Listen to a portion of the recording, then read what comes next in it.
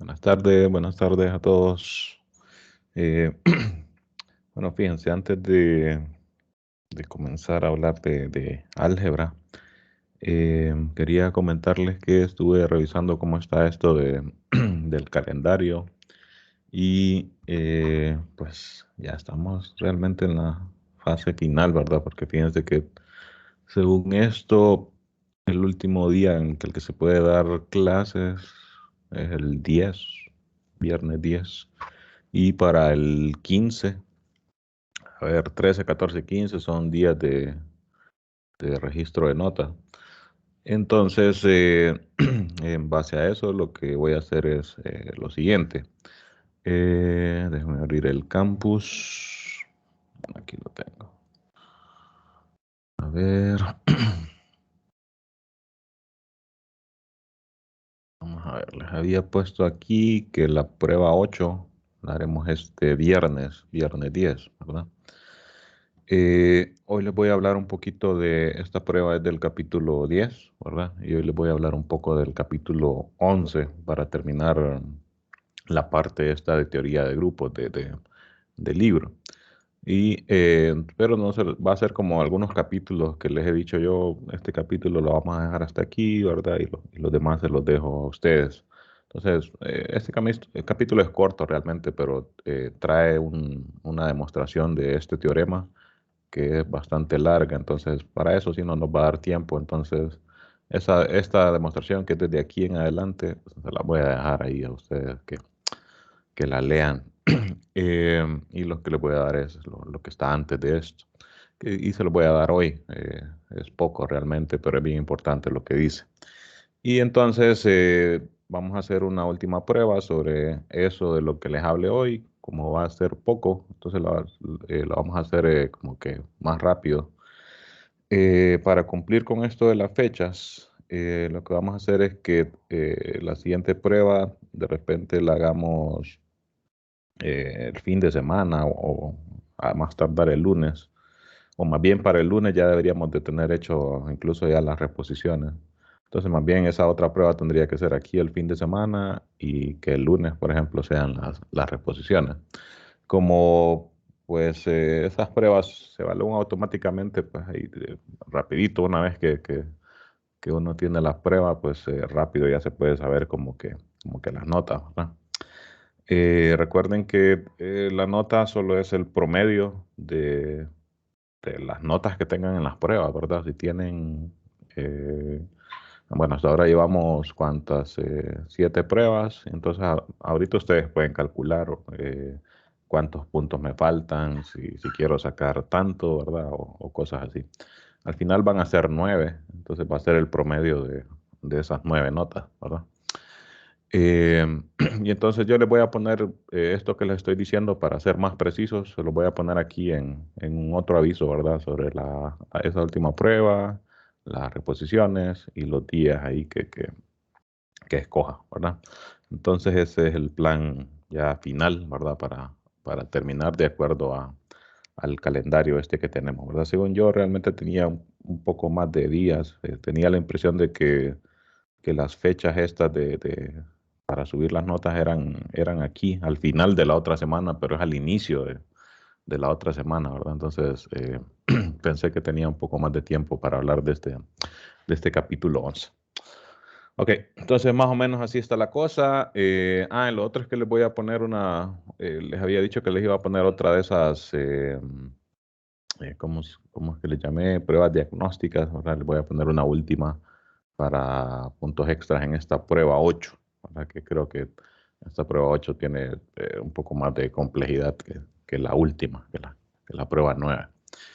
Ok, más o menos así está el plan, ¿verdad? Y como les digo, les voy a poner eso ya formalmente un aviso para que lo tengan claro, ¿no? Bueno, ¿de qué habla este capítulo 11? Fíjense el título, Teorema Fundamental de Grupos eh, Abelianos Finitos, ¿no? Ya desde que un teorema le llaman teorema fundamental, es que como que tiene bastante relevancia, ¿verdad? Bastante importancia. Y fíjense que este teorema viene siendo como análogo al teorema fundamental de grupos cíclicos, que si recuerdan, eso es lo que decía, era que prácticamente me clasificaba todos los grupos cíclicos, ¿verdad? En términos de decir, si tengo un grupo cíclico de tal orden, entonces para cada divisor del orden íbamos a tener un subgrupo de ese tamaño, ¿verdad? Y por tanto un elemento también de ese tamaño, uno por lo menos, ¿verdad? Entonces este es similar lo que dice el teorema. Si hubiésemos sabido esto desde el inicio, pues, muchas cosas se hubieran simplificado, pero para poder entender el teorema, o no entenderlo, sino más bien para poder entender la demostración del teorema, pues se ocupan muchas de las herramientas que estuvimos viendo durante toda la clase. Fíjense lo que dice el teorema. Todo grupo abeliano finito es el producto directo de grupos cíclicos de orden una potencia de un primo. Fíjense lo que dice ese enunciado. Para empezar, para poderlo entender, yo tengo que saber qué es producto directo, ¿verdad? Ya nosotros hablamos de grupos abelianos y de grupos cíclicos desde el inicio de la clase, ¿verdad? Pero ahí no teníamos la noción esa de producto directo. Bueno, no era gran cosa, ¿verdad? Al final era un producto cartesiano, ¿verdad? Eh, Y entonces, entender el enunciado, digamos que no es tan problemático, más que todo es entender la demostración. Solo para que tengan una idea, veamos solo así por encimita, fíjense que aquí aparecen, bueno, esto es para un corolario, aparece, por ejemplo, producto cartesiano, bueno, este aquí en el libro denota producto directo, aquel interno que se llamaba, ¿verdad? Pero recuerden que en esa sección les dije que, o en esa parte les decía que al final esos productos directos internos, bajo ciertas condiciones, son isomorfos a los externos, que son los que llamamos productos cartesianos normalmente. Pero observen todo esto así solo al ojo, ¿verdad? Hay nociones de cocientes, esto de este producto de grupos HK, ¿verdad? Si hay cocientes es porque hay que saber que es un grupo normal, ¿verdad? Eh, o sea, para entender estos razonamientos que se hacen aquí, realmente hay que pasar por varios de los conceptos que nosotros estuvimos viendo anteriormente. En algunos de estos lemas, estos lemas son como una separación del teorema en varias partes más pequeñas, como para que la prueba no se sienta así tan grandota, digamos, sino que como que va por paso, ¿verdad? Lema uno, un paso de la prueba; lema 2, otro paso de la prueba, y así. Aquí siempre se habla de esos productos directos. Acá pues parece que sí no hay tanto de lo de antes, sino grupos cíclicos generados por elementos, ¿verdad? Potencias de elementos. En este lema parece que no hay mucho de estos capítulos, de los últimos que estuvimos viendo. Eh, Siempre grupos cíclicos generados por algún elemento. El producto directo ese pues aparece varias veces porque precisamente de eso trata el teorema, ¿verdad? Nuevamente del producto ese directo, otra vez aquí. eh, en fin, ¿verdad? Para entender estas pruebas, pues ahí es que les digo que pues se tuvo que haber pasado por varios de estos conceptos que se mencionaron anteriormente para poder entenderlo, ¿verdad? Pero esta herramienta hubiese sido súper útil si lo hubiésemos conocido desde el inicio, ¿verdad? Por ejemplo, desde que sabemos que los grupos cíclicos tienen tales propiedades, si se ponen a pensar ya más adelante, siempre que hablábamos de grupo cíclico, decíamos, bueno, como este grupo es cíclico, tal cosa. ¿Verdad? Ya teníamos bastante información. Entonces, esto me da bastante información sobre los grupos abelianos finitos, ¿no? Que me dice que todo grupo abeliano finito es un producto directo de grupos cíclicos de orden, la potencia de un primo, que es precisamente esto que se escribe aquí, ¿verdad? Recuerden que aquí esos productos directos son productos cartesianos, ¿verdad? Y se utiliza este símbolo, ¿verdad? Para denotar esos productos cartesianos. Y esto de acá, noten que las componentes, pues son precisamente grupos cíclicos, ¿verdad? Z algún número, ¿verdad? Entonces, esto va a ser un grupo cíclico y de estas componentes en particular, nosotros ya conocemos bastante información. La prueba del teorema, como les digo, está desde aquí en adelante, ¿verdad? Eh, Desde acá, ¿verdad? Aquí dice prueba del teorema fundamental y esa serie de lemas, ¿verdad? pues precisamente generan una prueba del teorema, ¿verdad? Esa, como les digo, la vamos a dejar ahí como lectura y nos vamos a enfocar en el resultado en sí, cómo se utiliza, o sea, qué hubiese pasado si hubiésemos podido comprobar este teorema desde el inicio. Fíjense, antes dice, hay otra conclusión aquí, más aún dice el número de términos en ese producto, o sea, cuántos aparecen aquí, es único, ¿verdad? Y está únicamente determinado por el grupo. O sea que se habla aquí de unicidad también. O sea que cada grupo abeliano finito se puede escribir de forma única de esta manera, ¿no? Eso porque recuerden que, de hecho ya lo vamos a ver aquí en estos ejemplos. Nosotros ya teníamos un teorema parecido, ¿verdad? O relacionado por lo menos, que me decía, déjeme buscar un ejemplo aquí. Era algo como esto, que decía, un producto directo, ¿verdad? Era isomorfo a otro, sí, solo si los factores eran relativamente primos. Entonces, creo que por aquí debe haber algún ejemplo, déjenme ver, para ser más específico. Eh, esto, ¿verdad? Fíjense, 8 y 3 son relativamente primos, entonces el producto directo de Z8 con Z3 es isomorfo a Z24, ¿verdad? Y era un sí, solo sí, ¿verdad? Entonces, Z24 no es isomorfo a Z12, por ejemplo, por Z2, ¿verdad? A pesar de que 12 y 2 multiplicados me dan 24, o sea, el producto de Z12 por Z2, ¿verdad? ¿Sí? También tendría 24 elementos, ¿verdad? Pero como estos no son relativamente primos, entonces no sería isomorfo a Z24, ¿verdad? En el caso de 3 y 4 sí, ¿verdad? No, ¿cuál era el que estaba aquí? 8 y 3, ¿verdad? En ese caso sí, porque 8 y 3 son relativamente primos, entonces Z8 producto con Z3 sí es isomorfo a Z24, ¿verdad? Esta era una de las conclusiones principales que estaban en el capítulo 8, ¿verdad? De productos directos, ¿verdad? Entonces, si combinamos eso, que sabíamos de los productos directos, junto con la información que ya conocemos sobre grupos cíclicos, en particular el teorema fundamental de grupos cíclicos, pues tenemos una forma de determinar qué es lo que hacen en estos ejemplos, ya lo vamos a ver. ¿Cómo determinar si yo escojo un número al azar, ¿verdad? 67, ¿verdad? Bueno, y yo quiero saber cuántos grupos abelianos, ¿verdad? Hay de orden 67. Bueno, este teorema me da una herramienta para poder decir eso. O 10. ¿Cuántos grupos finitos abelianos, ¿verdad? O cuántos grupos abelianos de orden 10 existen, ¿verdad? Recuerden que esa afirmación, ¿verdad? O si me hacen la pregunta de cuántos grupos abelianos hay de orden 10, eso es tomando en consideración los isomorfismos, ¿verdad? O sea, dos grupos pueden ser distintos sus elementos, ¿verdad? Pero si son isomorfos, los dos grupos se consideran como que fueran iguales, ¿verdad?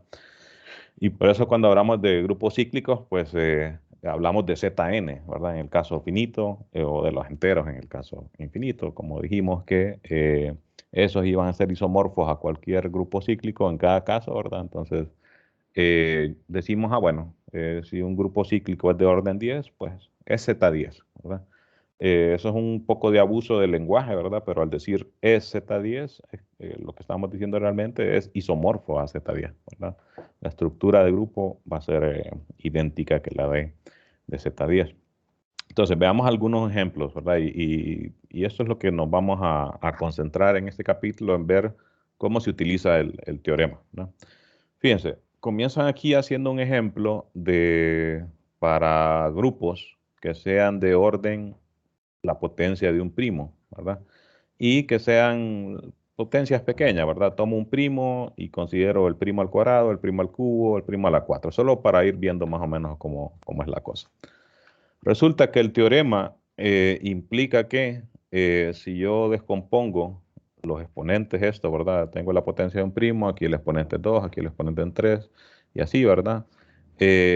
La forma en que yo puedo descomponer el exponente como suma de otros enteros positivos, eso me va a decir cuáles son todos los tipos de grupos abelianos que van a haber de este orden en particular.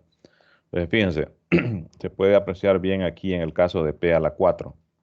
Tengo un grupo de orden P a la 4, ¿verdad? Por ejemplo, 2 a la 4, 16, ¿verdad? Entonces, yo quiero saber cuántos grupos de orden 16, ¿verdad? Abelianos existen, es, contando los isomorfismos, ¿verdad? Bueno, entonces lo que hago es que tomo el exponente, ¿verdad? 4, lo descompongo en todas las formas posibles, que lo puedo escribir como una suma de enteros positivos.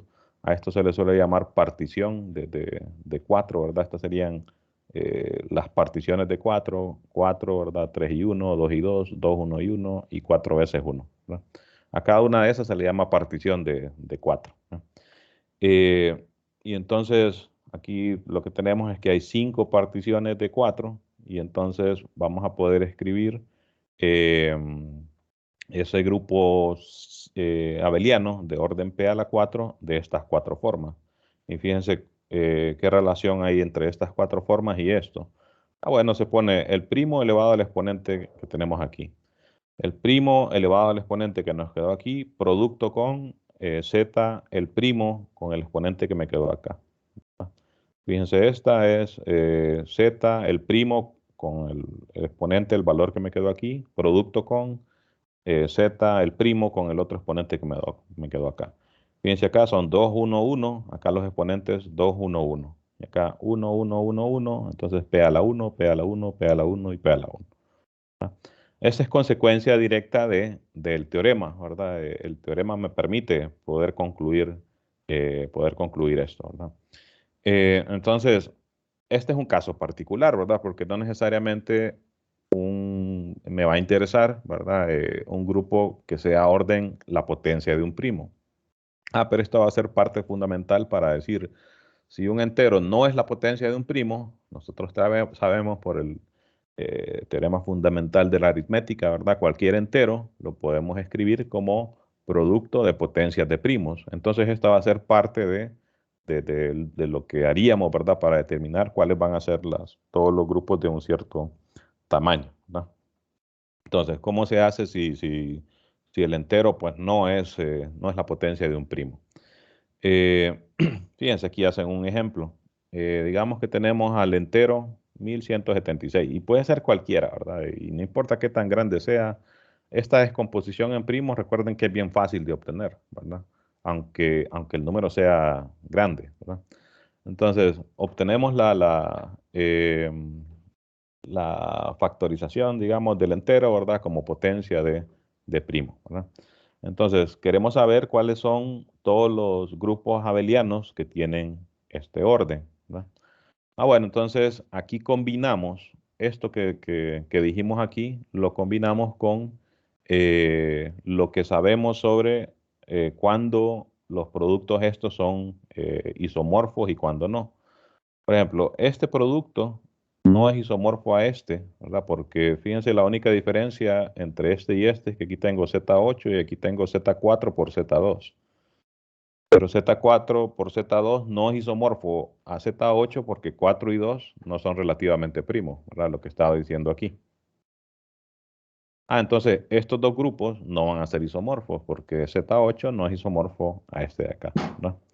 Entonces, noten que la descomposición esta que me quedó es 2 al cubo, o sea, 8, ¿verdad? 3 y 7 al cuadrado, que es 49. Eso ya me va a dar una representación, ¿verdad? Del grupo, ¿verdad? Como producto de grupo cíclico. Entonces, ¿cuáles van a ser las otras? Bueno, las que salen precisamente de aquí, ¿verdad? Entonces decimos, ok, Z8 no es isomorfo a Z4 por Z2. Entonces esta va a ser otra representación. Noten que Z3 no lo puedo escribir de ninguna otra forma, ¿verdad? Como producto de otros dos grupos cíclicos, digamos, ¿verdad? Entonces, noten que en toda esta lista aparece Z3 ahí, ¿verdad? Porque 3 ya no lo puedo descomponer más. Pero 49 sí, ¿verdad? 49 lo puedo escribir como 7 al cuadrado, ¿verdad? Entonces, 49 no es isomorfo a Z7 por Z7. Entonces, esta representación, ¿verdad? O este grupo, ¿verdad? No es isomorfo a este primero, ¿verdad? Porque Z7, producto con Z7, no es isomorfo a Z49. Entonces, esto me da otro grupo. Recuerden que el orden del producto, ¿verdad? Era el producto de los órdenes de cada uno, ¿verdad? Y por eso todos estos grupos tienen el mismo tamaño, ¿verdad?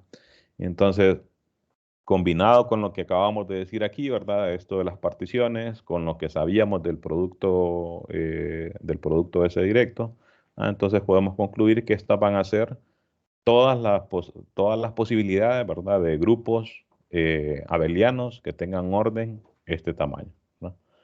Y como les digo, no importa qué número sea, ¿verdad? Y si es muy grande, pues incluso podemos apoyarnos de un programa para escribirlo, ¿verdad? Digamos que es un número grandote, podemos usar programas como Wolfram, ¿verdad? Y decirle, factoríceme el número grandote tal, ¿verdad? Nos inventamos un número ahí, ¿no?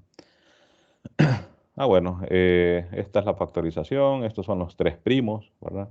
Entonces fíjense, lo que podríamos decir es que grupos de este tamaño, pues va a estar Z, este número, ¿verdad? El grupo cíclico que tiene este orden, Z7 por Z199 por Z este, ¿verdad? Va a estar Z7 por, si multiplico 7 por 199, pues me va a dar algo ahí, ¿verdad? Como estos dos son relativamente primos, porque aquí me están diciendo que estos son primos, entonces Z, el resultado de multiplicar estos dos, ¿verdad? Déjeme abrir una calculadora solo para decirlo. 7 por 199. Bueno, entonces Z 1393 producto con Z 7351 no va a ser isomorfo a Z este número, ¿verdad? Y así, ¿verdad? O sea, no importa qué tan grande sea el número, ¿verdad? Podemos decir, los grupos abelianos que van a tener ese orden van a ser tales, ¿verdad? Entonces noten la fortaleza que tiene el teorema, ¿verdad? Si me preguntaran, por ejemplo, lo mismo, dígame cuáles son los grupos no abelianos que tienen este tamaño. Eso sería súper complicado, ¿verdad? O sea, esto es súper fuerte para grupos abelianos, pero para grupos no abelianos, incluso para valores pequeños, y eso incluso lo dicen por aquí. Eh, Aquí, fíjense, incluso dice dar una descripción de dos grupos no abelianos de orden 8, tiene su trabajo, dice aquí. Vea el teorema 26.4, o sea, ya bien adelante. Y dice describir 9 grupos no abelianos de orden 16 se sale del alcance de este libro. O sea que aún estudiando todo lo que dice este libro, no podríamos decir cuáles son los grupos no abelianos de orden 16, ¿verdad? Pero con este teorema sí podemos decir cuáles son todos los grupos abelianos, ¿verdad? De orden, el número que sea. Entonces, el teorema es bastante fuerte, ¿verdad? Pero para grupos abelianos, ¿no? Eh, Otra cosa es que nosotros podemos decir, bueno, yo tengo un grupo en particular, y nuevamente enfoquémonos en este caso. Digamos que yo quiero saber, ok, posibilidades para grupos de orden este tamaño están estas 6. ¿Cuál de ellas, verdad? Va a ser si yo tengo un grupo en particular, ¿verdad? Supongan que uno está trabajando en algo, ¿verdad? Y resulta que uno concluye que, ok, tengo un grupo que tiene este tamaño. ¿Cuál de estos 6 sería? Bueno, ahí es donde nos aprovechamos de todas las propiedades que nosotros ya conocemos de este tipo de grupos, ¿verdad? Por ejemplo, nosotros podríamos decir, ok, este grupo tiene un elemento de orden 49, que sería tomar la identidad de aquí, tomar la identidad de aquí, ¿verdad? Y tomar uno acá, ¿verdad? O sea, déjenme escribir un poco aquí. Tenemos Z8 por Z3 por Z49, ¿verdad? Z8 por Z3 por Z49, ¿no? De hecho, este es isomorfo a Z, porque estos tres son relativamente primos, ¿verdad? Entonces, este es isomorfo a Z1176, ¿verdad? 1176. Entonces, yo tengo algún grupo que tiene este orden. Yo quiero saber si es este, por ejemplo. Bueno, escribiéndolo de esta manera, uno puede ver que este grupo tiene un elemento de orden 49. Entonces yo me puedo poner a ver y decir, el grupo que yo tengo no tiene un elemento de orden 49. Entonces no puede ser este, ¿verdad? Porque acá el elemento, la identidad de aquí, ¿verdad? Que es 0, la identidad de aquí, que es 0, y 1 aquí, ¿verdad? Este sería un elemento que está aquí, ¿verdad? Y el orden de este elemento es 49. Entonces uno dice, no, pero mi grupo no tiene ningún elemento de orden 49. Entonces no puede ser este. Entonces digo, bueno, ¿cuál sí podría ser? Fíjese, por una situación similar a esto que dije aquí, este grupo también tendría un elemento de orden 49, este también. Entonces uno lo descartaría, ¿verdad? Mi grupo no tiene un elemento de orden 49, entonces no puede ser ninguno de estos tres. Tiene que ser alguno de estos. Y así, ¿verdad? Uno está trabajando y uno sabe qué propiedades tiene el grupo que uno tiene, ¿verdad? Y uno dice, ok, resulta que mi grupo tiene un elemento de orden 8. Bueno, ¿será que, estos tendrán algún elemento de orden 8? Recuerden que los posibles órdenes de elementos, ¿verdad? De estos grupos era mínimo como un múltiplo, ¿verdad? De los órdenes de cada uno de ellos, ¿verdad? Entonces, em, este podría tener un elemento de orden 8, este también, este también. Bueno, entonces eso no me dice nada, ¿verdad? Eh, ¿Será que si yo quisiera como seguir, uno podría decir, bueno, mi grupo tiene algún elemento de orden 7? Bueno, este puede tener un elemento de orden 7, este también, este también. Entonces podría ser cualquiera de los tres. Y así, ¿verdad? De manera similar, uno puede como ir descartando, ¿verdad? Y diciendo, no, este grupo no puede tener un elemento de orden tal, entonces no es el que yo tengo, ¿verdad? Y con esas herramientas uno puede ir como descartando, ¿verdad? Este es el grupo que yo quiero, o descarto este porque no se cumple tal propiedad, ¿verdad? Y así. Eh, Aquí incluso dan un algoritmo, ¿verdad? Para decir, si uno quisiera decir cuáles son todos los grupos de orden P a la N, pues seguimos este procedimiento. Veamos qué es lo que dice. Calcule, dice, los órdenes de los elementos del grupo. Esto tiene bastante trabajo y de hecho ya vamos a ver en este ejemplo que sí, pues tiene su problemática. Seleccione, dice, un elemento, ¿verdad? Que tenga orden mayor. Si ya calculé todos los órdenes posibles, entonces yo puedo escoger el que tiene orden mayor. Pueden ser varios, ¿verdad? Digamos que me pueden quedar, digamos que el orden mayor posible sea 10. Pueden haber varios elementos de orden 10, ¿verdad? Entonces escojo uno de ellos. Entonces formo el grupo cíclico generado por él.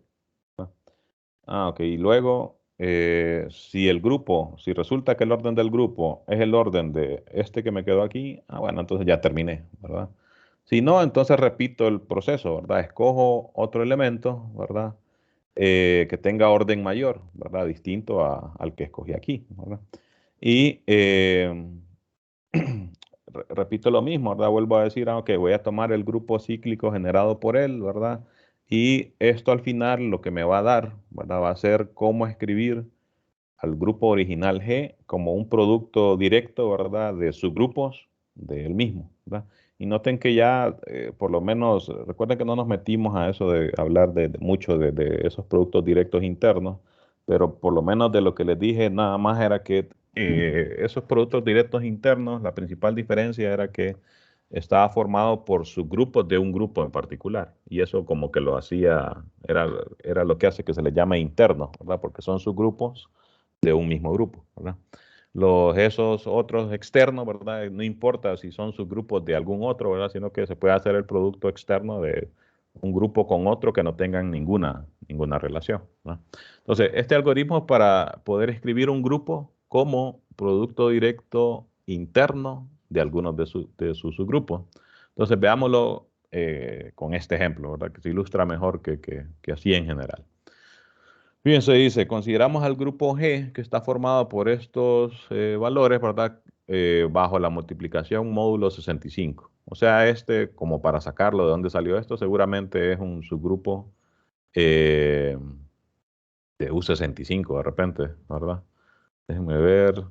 Aparentemente sí, ¿verdad? Todos los valores que se tomaron acá, si se fijan, son relativamente primos o aparentan ser relativamente primos con 65 y probablemente entonces este sea un subgrupo de U65. Recuerden que UN La operación era multiplicación módulo n, ¿verdad? Entonces probablemente de ahí salga esto, ¿no? Bueno, este grupo tiene 16 elementos, ¿verdad? Que son todos estos que están acá. Ah, bueno, como tiene 16 elementos, entonces tendría que ser uno de estos, ¿verdad? ¿Qué son estas? Fíjense, bueno, esto, escribir, ¿verdad? 16 como 2 a la 4, y entonces me dan estas cuatro posibilidades, ¿verdad? Eh, ¿Por qué? Bueno, escribiendo 16 como 2 al cubo, o sea, 2 a la 8 más 2 a la 1, y ahí me da una, ¿verdad? 2 al cuadrado más 2 al cuadrado, ¿verdad? Y ahí me da otra, ¿verdad? O sea, lo que se estaba haciendo aquí, de las particiones, ¿no? Ok. Entonces me dan estas cinco posibilidades. Entonces yo me pregunto, era lo que le decía, estoy con un grupo, aparentemente es un subgrupo de U65, eh, como es finito, ¿verdad? Y es abeliano, porque U65 es abeliano, o esta operación, ¿verdad? Por si no es subgrupo de U65, esta operación, multiplicación módulo 65, es conmutativa, ¿verdad? Entonces este grupo es abeliano, ¿verdad? Eh, bueno, tiene orden 16, es finito, es abeliano. Entonces el teorema me dice tiene que ser uno de estos, pero queremos determinar cuál de estos va a ser. Bueno, entonces ahí donde les digo, pues una de las formas de hacerlo es ver cómo son los órdenes de los elementos. Son 16, entonces no es tan corto, ¿verdad? Pero sería de ir calculando potencias de cada uno de ellos, ¿verdad? 8 al cuadrado, ¿verdad? Y lo hago módulo 65. Aquí están los resultados. Dice que el orden de 8 es 4. Bueno, eso significa que 8 a la 4 módulo 65 debe ser 1. Pues verifiquémoslo aquí por lo menos, ¿verdad?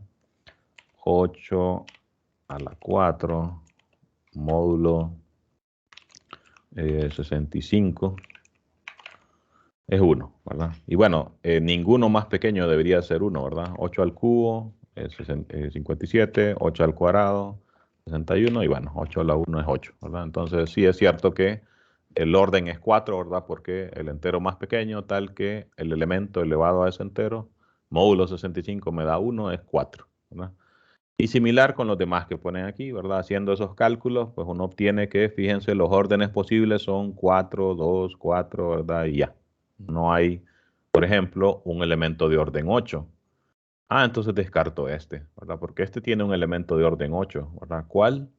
Poner, recuerden que aquí son parejas los elementos, entonces tomo la pareja que tiene 1 acá, ¿verdad? Y 0 acá.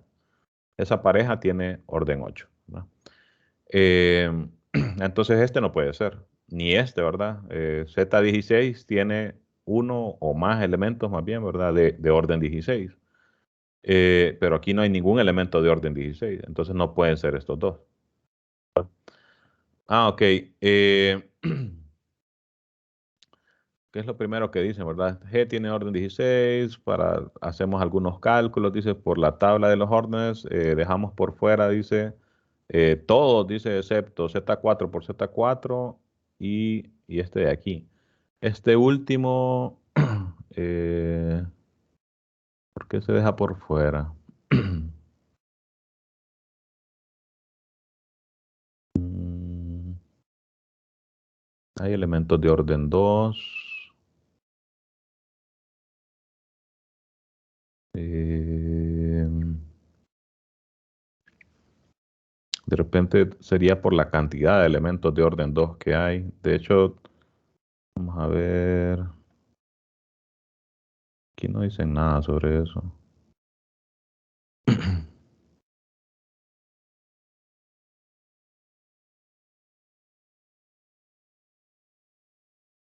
Sí, no dicen nada acá. Vamos a ver por qué dejan este por fuera. Bueno, aquí noten que los elementos serían cuarteta, ¿verdad? Que sus elementos van a ser 0, 1, ¿verdad? 0, 1, 0, 1. Eh, bueno, es porque este grupo, el orden de sus elementos a lo más va a ser 2, ¿verdad? Que es el mínimo común múltiplo de 2, 2, 2, 2 y 2 4 veces, ¿verdad? Entonces este grupo no tiene elementos de orden 4, pero el de nosotros sí tiene un montón, ¿verdad? Elementos de orden 4. Entonces sí, por eso se deja fuera este también. Estos dos, porque este tiene un elemento de orden 16 y aquí no tengo ninguno. Este tiene un elemento de orden 8, por lo menos uno, ¿verdad? Uno o más. Y aquí no tengo. No tiene elementos de orden 4 y aquí sí tengo. Entonces solo me quedan como posibilidades estos dos. Estos dos grupos sí tienen elementos de orden 4, sí tienen elementos de orden 2. Entonces nos falta ver cuál de los dos es, ¿verdad? Entonces veamos cómo lo deciden acá.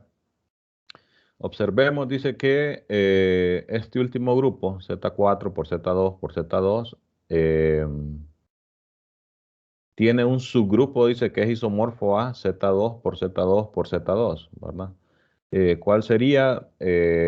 Z4, ¿verdad? Tiene un subgrupo que tiene dos elementos, ¿verdad? Ese subgrupo sería isomorfo a Z2, ¿verdad? Entonces, tomamos esos elementos de Z4, que recuerden que Z4 pues tiene los enteros del 0 al 3, ¿verdad? 0, 1, 2 y 3. Entonces, el grupo cíclico generado por 2, ¿verdad? Tiene orden 2. Ese subgrupo solo tiene al 0 y al 2, ¿verdad? Este grupo, como solo tiene dos elementos, ¿verdad? Es isomorfo a Z2. Y entonces tomo este subgrupo, ¿verdad? O sea, al 0 y al 2 y hago el producto, ¿verdad? De ese subgrupo con Z2 y con Z2. Ese subgrupo es isomorfo a este, ¿verdad? Este subgrupo, fíjense, noten que tiene, dice acá, más de 3 elementos de orden 2. ¿Cuáles? Bueno, tenemos Z2 por Z2 tres veces, ¿verdad? Bueno, siempre uno está acostumbrado a escribir los productos con la cruz, ¿verdad? Con la X, pero bueno, aquí en el libro es así. Entonces, dice que tiene más de 3 elementos de orden 2. ¿Cuáles? Bueno, uno de ellos sería este, por ejemplo, ¿verdad? Este elemento tiene orden 2, ¿verdad? Porque recuerden que aquí la operación se hace, son suma, ¿verdad? En todos los casos, entonces la suma de estas ternas se hace coordenada por coordenada. Entonces, si yo sumo este elemento con sí mismo, ¿verdad? Sería hacer 1 más 1, 0 sería, ¿verdad? Porque estoy módulo 2. Entonces sería 0, 0 más 0, 0, 0 más 0, 0, ¿verdad? Entonces, operar el elemento con sí mismo me da la identidad del grupo. O sea que este elemento tiene orden 2, ¿verdad? Por la misma razón, este elemento, ¿verdad? Y este elemento también tienen orden 2, ¿verdad? Los opero con sí mismo, me da la identidad. Pero hay más, ¿verdad? Si pongo este así, ¿verdad? Este también tiene orden 2, ¿verdad? Porque lo sumo con sí mismo, nuevamente 1 más 1, módulo 2 me va a dar 0. Bueno, entonces aquí ya tengo 4 elementos de orden 2. Y aquí, pues, lo que decía es, tiene más de 3 elementos de orden 2. Pero según los cálculos que se hicieron aquí, vemos que solo hay 3 elementos de orden 2.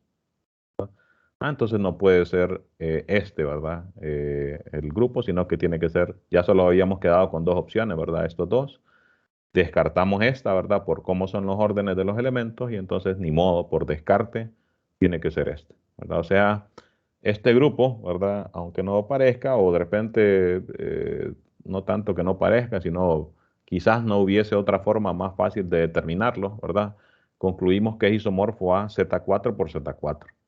Y al verlo así, noten que aquí la operación en este grupo es fea, ¿verdad? Porque hay que estar haciendo multiplicación módulo 65. Ocupamos una calculadora normalmente para eso, ¿verdad? Eh, Quito esto. No sé. Ahí está, el suelo se quita. Ocupamos una calculadora para hacer nuestras operaciones módulo, un número así algo grande, ¿verdad? Y bueno, 65 no es tan grande realmente, ¿verdad? La cosa es que es un poco incómodo estar haciendo operaciones en este grupo, pero en este no, ¿verdad? En Z4 por Z4, pues son pareja, ¿verdad? Donde la primera coordenada son elementos de Z4 y la segunda también. Y operarla se hace en módulo 4. Y además aparte, no es multiplicación, sino suma, módulo 4, que es más fácil, ¿verdad? Y se puede hacer sin necesidad de una calculadora. Y además, yo puedo decir muchas otras cosas, ¿verdad? De este grupo, que de repente no las pudiese haber observado en el grupo este que tengo originalmente, ¿no? Entonces, fíjense, estamos diciendo, este grupo es el mismo, es isomorfo, ¿verdad? Z4 por Z4. Lo otro que era lo que decía este algoritmo, ¿verdad? es que también lo podemos escribir como un producto directo pero interno. O sea, siempre, recuerden al final, la conclusión sobre eso es que viene siendo como un producto cartesiano también, pero de subgrupos del grupo, ¿verdad? Entonces yo quiero escribir este como un producto cartesiano, ¿verdad? De subgrupos de él, ¿verdad? Entonces, ¿cómo se logra eso? Entonces ahí es donde se aplica el algoritmo. Dice, tome un elemento que tenga orden lo más grande posible, ¿verdad?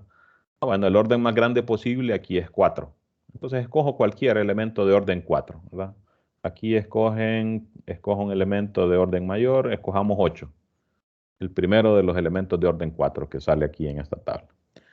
Luego dice el algoritmo, considere como subgrupo al grupo generado por ese elemento que escogió, ¿verdad? O sea, el grupo generado por 8, que aquí lo dicen cuál es, ¿verdad?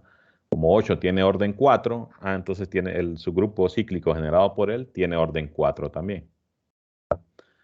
Eh, Luego dice el algoritmo, si ese grupo cíclico ya tiene la misma cantidad de elementos que el grupo con el que comenzamos, pues ya terminamos. Pero no, esto solo tiene 4 elementos, entonces no hemos terminado. Lo que queremos es un producto, ¿verdad? Cuyo orden tenga la misma cantidad de elementos que el grupo original. Bueno, solo tenemos 4, entonces ocupo otro, ¿verdad? Entonces lo que dice el algoritmo es, escoja otro elemento, ¿verdad? Que tenga orden lo más grande posible otra vez, ¿verdad? Que sea distinto del que escogió anteriormente y que también sea distinto que cualquier potencia de las que están aquí, ¿verdad? Recuerden que este grupo cíclico está formado por el conjunto de potencias de ese elemento, ¿verdad? Y esas potencias son precisamente estos de aquí, ¿verdad? 8, 8 al cuadrado, 8 al cubo, ¿verdad? Eso es lo que es módulo 65. Bueno, entonces cojo cualquier otro elemento que tenga orden 4, ¿verdad? Y que no sea ninguno de estos. Bueno, dice, escojamos a 12, ¿verdad? 12 no es ninguno de estos y también tiene orden lo más grande posible, que es 4, ¿verdad? Como tiene orden 4, entonces si formamos el grupo cíclico generado por 12, ¿verdad? Podríamos hacer la lista también haciendo 12. Bueno, siempre va a estar la identidad, va a estar el mismo elemento, 12 a la 1, 12 al cuadrado, solo que módulo 65, ¿verdad? Y 12 al cubo, ¿verdad? Va a tener 4 elementos también porque 12 tiene orden 4, ¿verdad? Entonces el producto directo de ellos dos ya tiene orden 4 por 4, o sea, 16. Entonces el producto de estos dos subgrupos me va a dar todo el grupo original. Y aquí el igual es como un abuso de notación. De hecho, aquí no tanto, fíjense, porque solo déjenme recordarles ahí rápidamente esto de los grupos internos, creo que estaba aquí en el capítulo 9. A ver acá. Esta era la definición, ¿verdad? Decimos que G es el producto directo interno de dos subgrupos H y K, ¿verdad? Se escribe así, con la notación usual de producto cartesiano. Sí, H y K son normales. Noten que como ahí estamos trabajando con grupos abelianos, pues cualquier subgrupo es normal, o sea que esto lo tenemos. G se tiene que poder escribir como H por K. Y aquí la igualdad sí es una igualdad. No es que son isomorfos, sino que es exactamente igual, ¿verdad? Y recuerden que este HK era el producto de elementos de H por elementos de K. Y tienen que ser casi disjuntos, ¿verdad? La intersección solo tiene que tener la identidad, ¿verdad? Entonces, a esto es lo que se le llamaba producto directo interno. Y les decía que de esta parte, que no nos metimos aquí, al final la conclusión principal era esto, ¿verdad? Es, si un grupo G es el producto directo interno de un número finito de subgrupos, entonces G es isomorfo al producto directo externo de esos mismos subgrupos. O sea que al final los podríamos considerar como que son casi la misma cosa, ¿verdad? Lo único es que ahí, en ese ejemplo, sí se puede decir son exactamente iguales esos dos grupos, no isomorfos, ¿verdad? Acá. Porque esto sería el H y el K. Entonces, lo que estamos diciendo es que G, ¿verdad? Se puede escribir como, según la definición, H por K, solo que en este caso H sería el grupo cíclico generado por 8 y K el grupo cíclico generado por 12. ¿Qué sería esto? Tomar todos los elementos que están aquí y multiplicarlos con todos los elementos que están acá, ¿verdad? O sea, estaría 1 por todos los que están acá, ¿verdad? 8 por todos los que están acá, 64 por todos los que están aquí, y lo mismo con 57, ¿verdad? Y noten que esos elementos sí son elementos de G, ¿verdad? Entonces sí está bien decir que son iguales, no isomorfo A, porque sí son como conjuntos la misma cosa, ¿verdad? Y de hecho lo que decía ese teorema que estaba ahí en la parte de grupos de esos productos directos internos es que esto realmente es isomorfo al grupo cíclico generado por 8, producto externo con el grupo cíclico generado por 12, ¿verdad? Que al final les decía, bueno, en esa parte solo nos vamos a quedar con el resultado, ¿verdad? Ok, entonces fíjense, qué interesante, ¿verdad? Que por lo menos para grupos finitos, abelianos, tenemos una forma de decir, ah, ese grupo es tal, ¿verdad? Y tal en el sentido de que es un producto de grupos que nosotros ya conocemos, ¿verdad? Que son grupos cíclicos de los cuales pues ya tenemos bastante información, ¿verdad? Aquí hacen otro ejemplo, ¿verdad? Pues bastante similar, ¿verdad? Se los dejo ahí para que lo lean. Y lo otro que me interesa aquí es este corolario, que es consecuencia del teorema. Nuevamente solo me voy a quedar con el resultado. La prueba de esto sí la podríamos analizar sin problema, pero me voy a quedar con el resultado nada más. Si M dice divide el orden de un grupo abeliano finito, entonces G tiene un subgrupo de orden M. Fíjense que esto se parece al teorema fundamental de grupos cíclicos y básicamente es una especie de resultado análogo, ¿verdad? Que aquello que decíamos para grupos cíclicos, según esto, pues también se puede decir para grupos abelianos, ¿verdad? Si M es un divisor del orden de un grupo abeliano, entonces G tiene un subgrupo de ese orden. Ah, o sea que pasa lo mismo que allá que con los grupos cíclicos, ¿verdad? Tengo un grupo de orden tal. Ah, entonces para cada divisor, ¿verdad? Del orden va a haber un subgrupo que va a tener este tamaño, ¿verdad? Y aquí lo ilustran con este ejemplo. ¿Cómo se hace? Dice. Consideremos, dice que tenemos un grupo G de orden 72. Pues no es tan grande, pero recuerden aquí lo grande no me afecta mucho realmente. De orden 72. Ah, bueno, 72 tiene pues muchos divisores, ¿verdad? Y según este corolario, para cada divisor va a haber un subgrupo, ¿verdad? De ese orden. Ah, dice, queremos ver, ¿verdad? Un subgrupo de él, ¿verdad? Del grupo de orden 72 que tenga orden 12. Como 12 es un divisor de 72 por el corolario, entonces el grupo de orden 72 tiene que tener un subgrupo de orden 12, ¿verdad? Entonces, ¿cómo hacemos? Bueno, por el teorema fundamental, si el grupo es de orden 72, me quedan estas posibilidades, ¿verdad?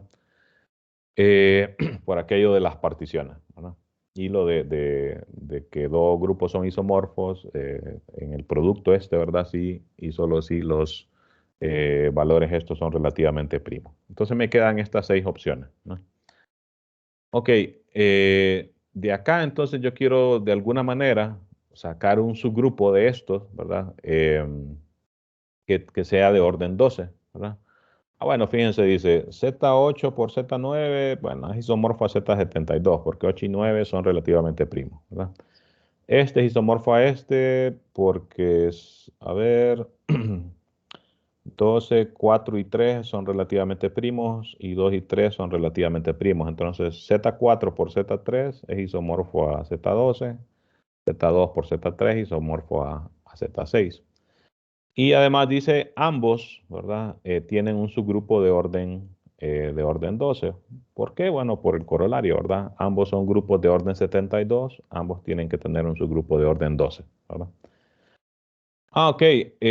¿Cómo entonces sacamos un subgrupo? Y aquí hacen un ejemplo con Z4 por Z2 por Z9, que es este de aquí, ¿no? Quiero un subgrupo de este que tenga orden 12. Ah, entonces dice, lo que hacemos es que tomamos todos los elementos de Z4 y los juntamos de cierta forma con el subgrupo de orden 3 en Z9, ¿no? Y entonces, al hacer eso, los elementos de Z4, pues son 4, ¿verdad? Los elementos de Z3, o si yo tomo un subgrupo de orden 3 en Z9 y hago como que el producto de ese subgrupo de orden 3 con este que tiene orden 4, pues voy a obtener un grupo, ¿verdad? Que va a tener 4 por 3, o sea, 12 elementos, ¿no? Eh, entonces, ¿cómo se hace? Dice, bueno, tome todos los elementos de Z4 y júntelos con los elementos de un subgrupo de orden 3 en Z9. Bueno, un subgrupo de orden 3 en Z9 es este, ¿verdad? Que es el generado por 3, ¿verdad? 3 a la 0, que me da la identidad, 3 a la 1, que me da 3, 3 a la 2, que me da 6, ¿verdad? Recuerden que 3 a la 2 sería suma, ¿verdad? 3 más 3 me da 6, 3 a la 3 ya me da 9, pero en Z9 es 0, ¿verdad? Y entonces se hace el producto, ¿verdad? De todos los elementos de Z4, ¿verdad? Se pone aquí como primera componente. Se deja la identidad del grupo de en medio, ¿verdad? Que es Z2. Y se ponen como tercera coordenada los elementos del subgrupo que tiene 3 elementos. Entonces tengo 4 opciones para este elemento, tengo 3 opciones para este elemento. Este va a ser un subgrupo de Z4 por Z2 por Z9. Y este subgrupo va a ser tal que tiene orden 4 por 3. Las 4 opciones de aquí, las 3 opciones de acá, va a tener 12 elementos, ¿no? Entonces este va a ser un subgrupo de orden 12 de este subgrupo, ¿verdad? Aquí hacen otro ejemplo. Si yo quiero un subgrupo de orden 12 de este, ¿verdad? Porque aquí solo comenzamos diciendo, tengo un grupo de orden 12, de orden 72, ¿verdad? Puede ser cualquiera de estos, ¿verdad? Y yo quiero saber, escoger uno, ¿verdad? Que tenga un subgrupo de orden 12, ¿verdad? Se disminuyen las posibilidades, ¿verdad? Porque para que tenga un subgrupo de orden 12, tiene que tener un elemento de orden 12, ¿verdad? Entonces se disminuyen las posibilidades, así como se había hecho anteriormente, se quedan con estas dos, ¿verdad? Y esta otra, entonces, por el teorema o por el corolario, ¿verdad? Como este grupo tiene orden 72 también, tiene que tener un subgrupo de orden 12. Entonces, ¿cómo se hace? Se deja, fíjense, la identidad de 1, se toma un subgrupo de orden 4 de Z8, que es este, y se hace el producto con Z3, para que me queden 4 por 3, 12 elementos, ¿verdad? Entonces, fíjense, se toma el conjunto de ternas, ¿verdad? Tales que el primer elemento está en un subgrupo de orden 4 de Z8 por Z3, ¿verdad? Y el otro elemento se deja fijo que sea la identidad, ¿no? Entonces, este va a ser un subgrupo de Z8 por Z3 por Z3, ¿verdad? Y además va a cumplir con la propiedad de que tiene 12 elementos, ¿verdad? De manera que no importa qué grupo sea, ¿verdad? Si es de orden 72 y yo quiero un subgrupo de orden tal, ¿verdad? Bueno, entonces tiene que ser, o se puede hacer de esta manera. Noten que aquí se podría intercambiar, ¿verdad? Se podría dejar el 0 aquí y mover este, ¿verdad? Y va a funcionar exactamente igual. En este caso, ¿verdad? Porque es Z8 por Z3 por Z3. Entonces puedo fijar este o puedo fijar este de acá, ¿no? Y así, ¿verdad? De manera análoga, dice, se puede hacer lo mismo en cualquiera de los demás casos. Por ejemplo, este, bueno, tiene que tener, como este también, ¿verdad? Es un grupo de orden 72, tiene que tener un grupo de orden, un subgrupo de orden 12. ¿Cómo lo hacemos? Bueno, fijamos esta última, fijamos una de estas tres, para que solo me queden elementos de Z2, que hay dos, elementos de Z2, otros dos, y elementos de Z3, ¿verdad? Entonces el subgrupo correspondiente me va a quedar con 2 por 2 por 3, o sea, 12 elementos, ¿verdad? Y va a ser un subgrupo de este, ¿no? Y similar, ¿verdad? En cualquiera de los otros casos, todos estos son grupos de orden 72, entonces por el corolario tienen que tener un subgrupo de orden 12. Y se forma pues de esa manera, ¿verdad?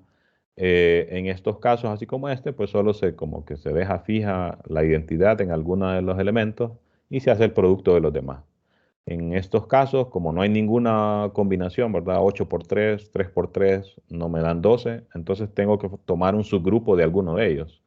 Bueno, Z8 tiene un subgrupo de orden 4, porque 4 divide a 8, ¿verdad? El teorema fundamental de grupos cíclicos me decía que tiene que tener un subgrupo de orden 4.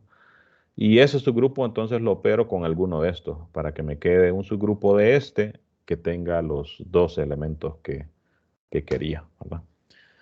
Y así, realmente estos ejemplos que se hacen aquí solo son algunas cosas que se pueden decir, ¿verdad? En general, todas esas herramientas, el teorema fundamental de grupos cíclicos, las propiedades que vimos aquí de estos productos directos, junto con este teorema ahora de grupos abelianos, combinadas, me dan como que una forma de clasificar todos los grupos abelianos finitos, por lo menos, ¿verdad?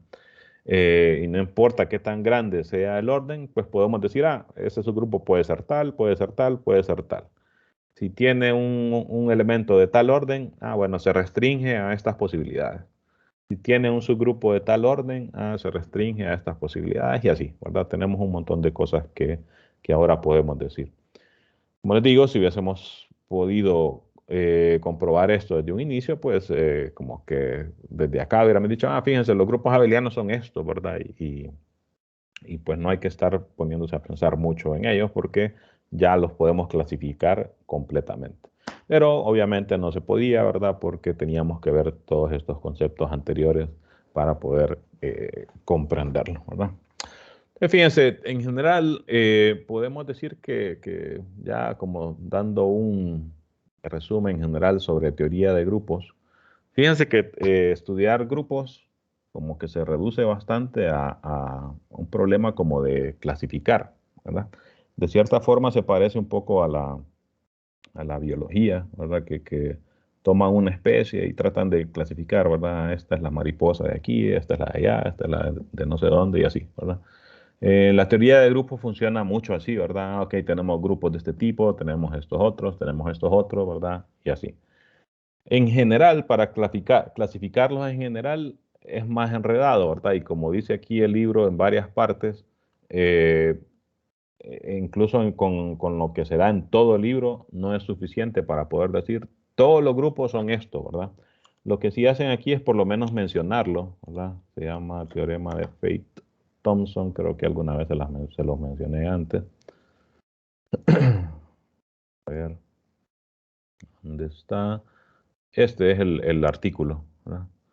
Y en ese artículo, si no me equivoco, vamos a ver, yo creo que aquí está mencionado como el teorema. Mm, Por acá hablan bastante de eso. Y aquí, aquí está el artículo incluso, ¿verdad? La portada por lo menos del mismo, ¿no? Aquí se habla, ¿verdad? De que básicamente en ese teorema como que se lograron clasificar todos los grupos con respecto a decir, ok, yo tengo un grupo de orden tal, de orden 1000, por ejemplo. Entonces van a haber tantos que van a ser abelianos, van a haber tantos que no. De los que no, van a haber algunos que van a ser isomorfos a estos. Van a haber otros que van a ser isomorfos a estos y así, ¿verdad? O sea, es un problema bastante como es un teorema bastante general, ¿verdad? O los resultados que están aquí, porque no solo es un teorema, sino que es, de hecho, este es un artículo, creo que tiene como más de 100 páginas. O sea, es prácticamente un libro, ¿verdad? Aquí dice, la prueba del teorema de Fane-Thompson tiene 255 páginas. O sea que sí lo ponen como teorema, ¿verdad? Y ese teorema se utiliza, como les digo, para clasificar prácticamente todos los grupos finitos por lo menos, ¿verdad? Eh, de hecho, yo creo que, vamos a ver, aquí dice, todo grupo no abeliano simple debe tener orden. Sí, pero no hace mención aquí de que tenga que ser finito. Entonces creo que el teorema se utiliza para clasificar todos los grupos. Y ahí salen unas cosas bien extrañas. Si les ha llamado mucho la atención esto, por ejemplo, lean un poco sobre este grupo Monster Group, que creo que es el grupo finito más grande desde cierto punto de vista. No recuerdo cuál era la propiedad que tenía. Pero fíjense, este es el orden de ese grupo. Vamos a ver qué dice aquí rápido. Es el largo, es el grupo más grande posible, grupo simple esporádico. Fíjense que nosotros hemos estado estudiando grupos como 4 meses ya casi, ¿verdad? Pero no sabemos qué es un grupo simple, no sabemos qué es un grupo esporádico. O sea que dentro de la teoría de grupos es todo un mundo en sí mismo, ¿verdad? Y para estudiarlo ustedes pueden ir a hacer una maestría y especializarse solo en grupos y aún así no va a ser suficiente.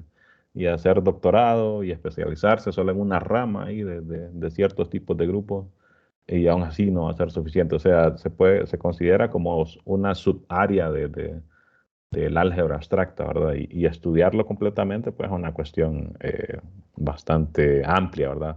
Es como que ustedes digan, ah, yo quiero estudiar todas las ecuaciones diferenciales, ¿no? Es un mundo demasiado amplio, ¿verdad? Para decir, yo puedo resolver o sé clasificar cualquier ecuación diferencial. Entonces aquí pasa algo similar, ¿verdad?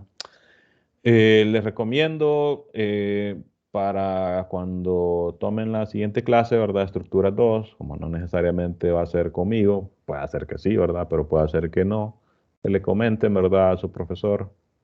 Fíjese que en Estructuras 1 nosotros utilizamos este libro y lo que hicimos fue la parte de grupos, ¿verdad? Y como pues son varios, ¿verdad? Me imagino que el profesor pues lo tomará en cuenta para decir, ah, ok, entonces vamos a empezar desde tal parte, no necesariamente con el mismo libro, ¿verdad? Porque cada profesor escoge cómo dar su clase, pero sí es bueno que uno, profesor, sepa hasta dónde llegar, ¿verdad? Y como los sílabos de estos cursos es un poco más abiertos, por ejemplo, que una clase de cálculo uno. En cálculo uno ya se espera, ¿verdad? Que todos sepan derivar, que todos sepan algunas integrales. Eh, y entonces ya el profesor de cálculo 2 como que asume más bien, ah, ustedes ya tuvieron que haber visto esto, ¿verdad? Aquí no tanto, depende mucho del estilo de cada profesor. Yo lo que hago es que en las estructuras uno doy todo esto de grupos y en estructuras 2 doy todo esto de anillos y una parte de esto de campo, ¿no? Pero bueno, como les digo, no necesariamente yo la voy a dar, entonces es bueno que el siguiente profesor lo sepa, ¿verdad? Entonces, para repetir, por si no estaban al inicio, solo que déjenme cerrar la grabación para que no quede tan, bueno, para que no quede 2 veces.